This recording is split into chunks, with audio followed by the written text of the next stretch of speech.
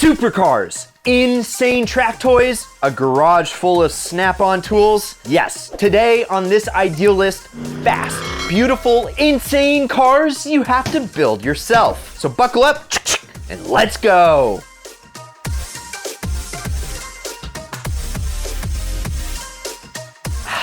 Sup, broke boys? What's up? I have a confession to make. I love dreaming about insane cars. And I love the idea of someday building my own.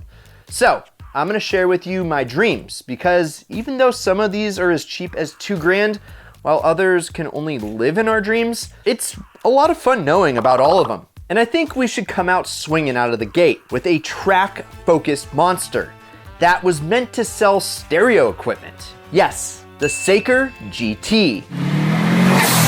Now, I'll admit, one of the most endearing things about the Supra GT is the little engine. Under the little hatch is a turbocharged Subaru STI power plant, good for 300 ponies. And while yeah, I agree that isn't a whole lot, it means that the Supra is definitely one of the least powerful cars that we're gonna mention. But don't let that fool you one bit. It was built to win, and it is stinking fast. If you pop open one of those slick butterfly doors, you can sprint to 60 in about 3 seconds. You can buy a pre-built one if you are overseas, and it's gonna cost you about 60 grand.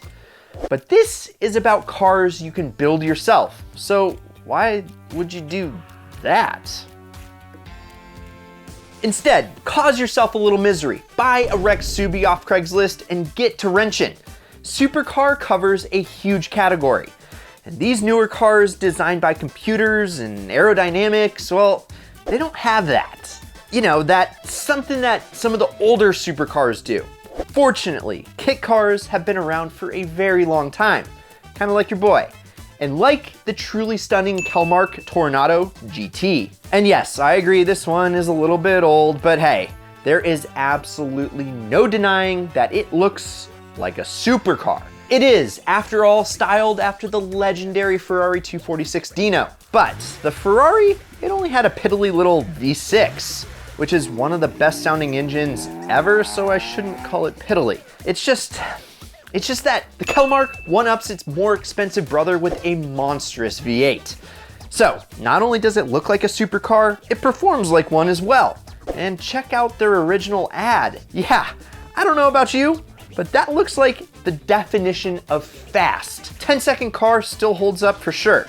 And the mind-blowing thing is that these things do sometimes come up for sale, believe it or not, either as an incomplete build or as a whole car. And they are cheap. An incomplete one just sold for $2,000. I mean, that is nothing for a car capable of going 200 miles per hour. I sure wouldn't trust it, but I love to dream about it. Yeah. And yes, there's cheap, and then there's value. And the Factory 5 GTM is probably the best value you can get. And they look sick. After all, it's Factory 5. All they make are sick cars. And it's no surprise between the Subaru-powered 818 and the Cobra replica that is probably the nicest Cobra that you can get, Factory 5 just does it right. The GTM is their fast boy, a Chevy LS-powered monstrosity that is really only meant to go around a track. And unlike a lot of the cars on our list today, like, you could build this one. Not only is Factory 5 still in business and still sells new kits, they have it down to such a science that they are very reasonably priced. Like the GTM, which will spank a new Ferrari on the tarmac, only costs 25 grand to start. Yeah, and since it's based on the C6 Corvette, it has given the people the opportunity to build a car that does 0 to 60 in 3.2 seconds for less than 40 grand. Like I said before, the GTM is the best value hands down. But, and there's a but for every seat, the Superlight SLC gives it a very good run for its money. You see, the SLC is another car that really is only meant for the track. Unfortunately, a lot of these cars kind of look the same. The GTM, the Saker, and even the Ultima Evo. They just look like LMP cars that took a wrong turn at the racetrack and ended up on the street. But where the SLC really stands out is instead of a classic LS, which powers most of the cars on today's list, or a Toyota engine, which powers the other half, the Superlight can be configured to fit any engine, meaning it's as fast as your pockets are deep. Kits start at around 40 grand. And with an LS, they are about the same level as fast as the GTM. And if you're me, well, and you're dreaming a little bit, you put a BMW V12 or an Audi V10 in the back, and whoo boy! Oh boy! But what if you took the GTM or the SLC and turned it up to freaking 11? You'd get the Ultima Evo.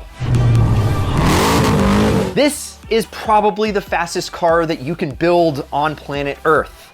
Well, maybe, I mean, there's a debate, but we'll get into that. You know, I think that it's probably the fastest car that normal people can build.